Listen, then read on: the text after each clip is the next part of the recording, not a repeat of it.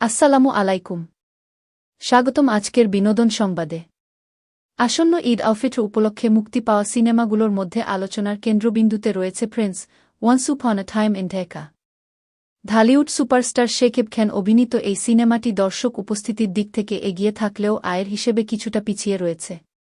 মুক্তির প্রথম দিনেই সিনেমাটির বেশিরভাগ শো ছিল হাউসফুল।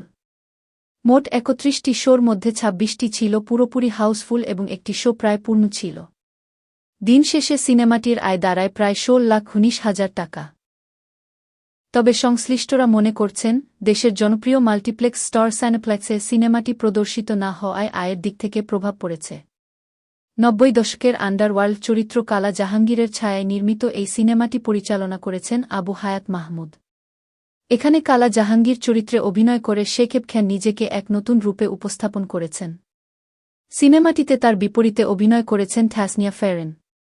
এছাড়া আরও রয়েছেন জ্যোতির্ময়ী কুণ্ডু, ইন্তেখাব দিনার, রাশেদ মামুন অপু ও এজাজুল ইসলাম।